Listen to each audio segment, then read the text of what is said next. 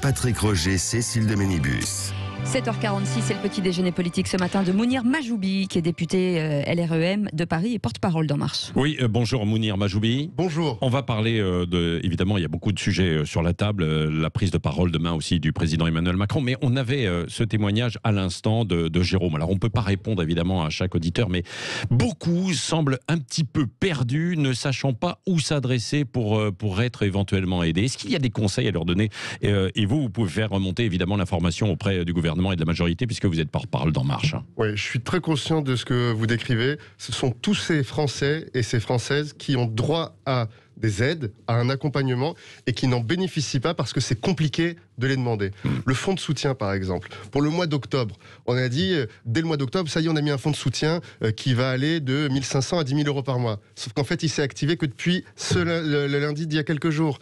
Et que donc, il faut faire sa demande qu'à partir de maintenant. Pour les jeunes, il y a des jeunes qui ont le droit à une aide qui peut aller jusqu'à 500 euros par mois. Aujourd'hui, la mission locale du 19e, elle n'est pas remplie. Il y a des jeunes qui continuent à ne pas avoir de formation, à ne pas avoir d'indemnité alors qu'ils pourraient le faire.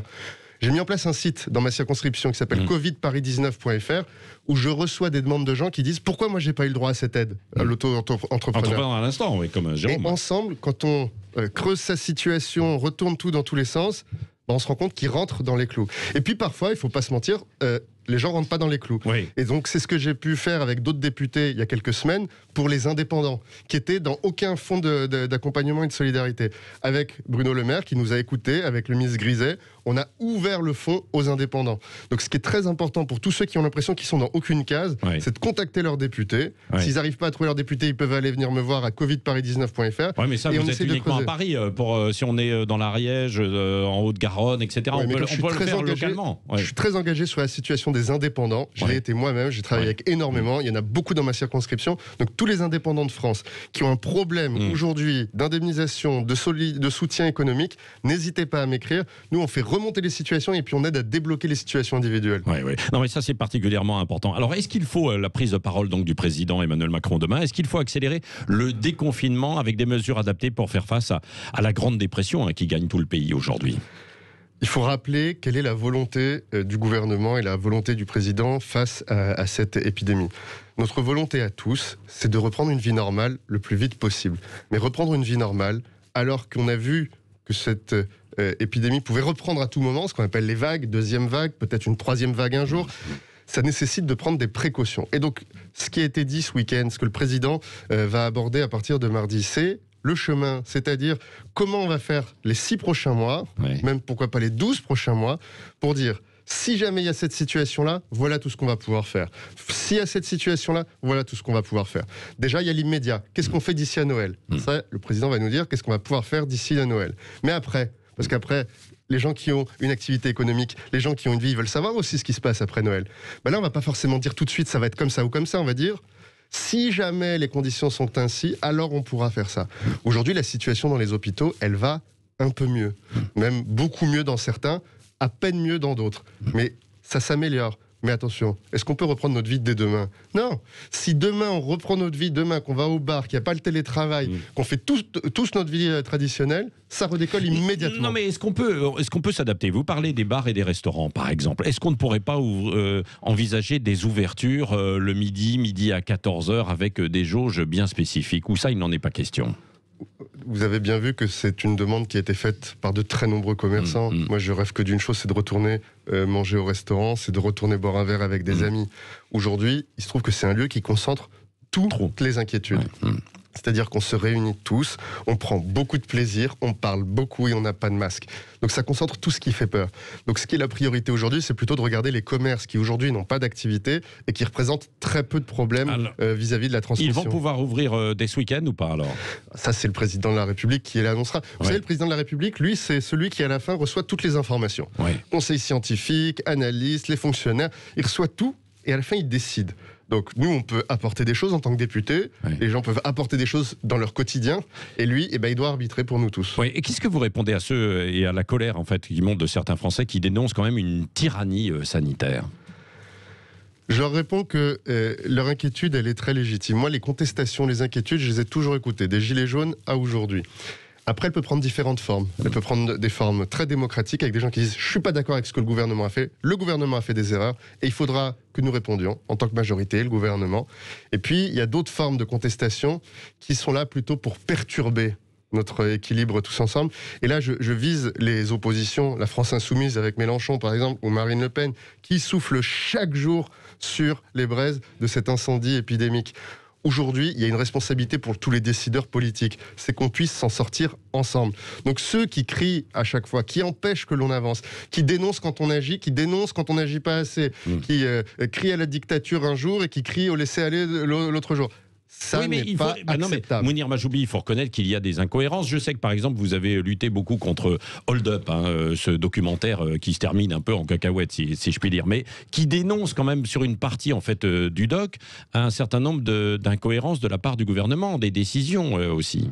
Je vous l'ai dit, sur toutes les incohérences, sur toute la complexité, je suis pour qu'il y ait une discussion et un débat. Mais soyons simples, hein, on sort d'un incendie majeur. Un incendie... Quand il y a un incendie avec une épidémie, la seule chose qu'on doit faire, c'est sauver les vies, c'est sauver l'hôpital. Ouais. Et donc, nous avançons en fonction des connaissances de la science. Ouais. Et si on prend juste l'exemple des masques, vous avez vu que les recommandations de l'OMS, elles sont passées du tout au tout en plein milieu de l'épidémie. Pourquoi ? Parce qu'il y a eu les retours d'expérience. Et donc, en fait, l'opposition, dans ses critiques, elle n'est pas responsable, alors c'est ça Attention, ce que vous dites ? L'opposition, quand elle critique et qu'elle pose des questions dans la commission d'enquête sur les masques, elle est dans son rôle. Quand elle hurle à chaque proposition faite par le gouvernement, quand elle empêche chaque proposition du gouvernement, quand elle ne vote pas le fonds de soutien, le renouvellement du fonds de soutien aux indépendants n'a pas été voté ni par les Républicains, ni par la France Insoumise. Donc quand ils ne votent pas ces plans, quand ils ne votent pas les moyens donnés au gouvernement de pouvoir agir pendant le confinement, oui, ils soufflent sur les braises et ils empêchent les Français de reprendre leur vie normale. Ouais. Vous êtes l'ancien secrétaire d'État au numérique, Mounir Majoubi. Vous avez publié l'an passé un rapport sur la destruction d'emplois par Amazon. Est-ce qu'aujourd'hui, on est vraiment impuissant face aux géants du commerce? C'est lui qui dicte finalement un petit peu sa loi. Il a décidé de reporter de quelques jours le Black Friday. Amazon, ce n'est pas le démon absolu, ce n'est pas lui qui pose tous les problèmes dans notre économie. Mais ça n'est pas un saint. Et il pose des questions très importantes sur le rôle qu'il joue dans notre économie. Moi, je considère que cette entreprise ne joue pas le jeu, ne paye pas le bon niveau d'impôt, ne paye pas le bon niveau de salaire, n'a pas un impact positif sur la planète et elle détruit de l'emploi. Moi, c'est ma vision de cette entreprise. Ouais.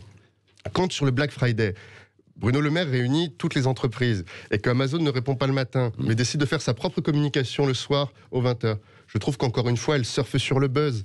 Il faut se rendre compte, Amazon, c'est une magnifique boîte. C'est une boîte qui a hyper innové, avec un créateur très visionnaire. Ils ont tellement innové qu'ils ont pris des parts de marché énormes sur les autres concurrents et qu'eux, ils le font avec une performance très élevée. Ça a toujours été comme ça. Il y a toujours eu des boîtes plus productives que les autres, avec des gains de productivité. Sauf que dans l'histoire économique, ces boîtes qui innovent, ces gains de productivité, eh bien, ils sont redistribués dans les salaires des ouvriers, ils sont redistribués en impôts. Amazon, c'est incroyable. Et là, on ne peut rien faire, justement, sur Amazon. Si. Amazon, c'est juste qu'Amazon est tellement nouveau. Vous savez, l'hypercroissance d'Amazon, c'est très récent.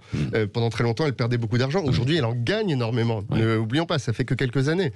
Aujourd'hui, quand on fait des super gains de productivité, quand on a des super parts de marché, on doit être régulé. Et ça doit se trouver en argent sonnant et trébuchant dans les impôts et dans les salaires. Pas que dans les dividendes. Aujourd'hui, Amazon, toute la productivité qu'elle fait sur le dos du travail et sur la performance, elle le redistribue à ses actionnaires. Il aurait fallu annuler carrément le Black Friday ou pas ? Surtout, le Black Friday, c'est une grosse arnaque. Très régulièrement pour les consommateurs. Moi, je considère, et j'écoute ce qu'a dit une association de consommateurs, l'UFC Que Choisir, que beaucoup des offres sont des fausses offres. Donc je dis à tout le monde, soyez vigilants, regardez si les offres en sont de véritables, et moi je n'hésiterai jamais à dénoncer les fausses offres de ce Black Friday. Oui, est-ce que à travers ça, il va y avoir un peu de vertu, notamment pour relancer des petites plateformes, parce que là, on a vu qu'elles sont en train d'essayer d'exploser et de se créer un peu partout. Vous, le spécialiste du numérique. Oui, on a des très belles petites plateformes qui émergent à travers toute la France, aussi des très grosses. Vous savez, numéro 1, un des numéros 1 mondiaux des places de marché en marque blanche, c'est Miracle, une start-up de l'ouest de la France qui se développe partout dans le monde. Vous savez qu'on a aussi en France des plateformes de villes. C'est-à-dire que dans une ville donnée, vous allez avoir tous les commerçants qui vendent leurs produits sur cette plateforme. Et puis on a aussi des champions. On a Fnac Darty, on a Cdiscount, on a plein de plateformes qui sont françaises, qui sont européennes, qui payent des impôts, qui payent des salaires. Vous savez, quand Cdiscount est performant, eh bien tous les salaires des ingénieurs, ils sont à Paris. Quand Cdiscount est performant, tous les salariés du groupe sont à Paris. Sont à Paris. Ils sont à Bordeaux. Et ils sont en France. Et ils payent leurs impôts en France. Et ils consomment en France. Donc quand on achète, on peut décider soit d'acheter un appareil à 50 € sur Amazon qui a été fabriqué en Chine et on distribue toute la valeur et on détruit la valeur en France, ou on achète un objet responsable, impact positif sur une entreprise française au même prix ou légèrement plus cher, mais derrière on sait que ça paye les hôpitaux, on sait que ça paye les écoles, on sait que ça participe à la vie commune. Oui. Mounir Majoubi, question avec Cécile Ménibus. Cécile. Oui, on a appris dans le JDD hier que les députés En Marche, Thierry Solaire, et le député européen Stéphane Séjourné deviennent conseillers politiques d'Emmanuel Macron. Ils vont avoir un bureau, même s'ils ne sont pas payés. Est-ce que ça envoie pas un signe de provocation de prendre Thierry Solaire, qui a été mis en examen l'année dernière?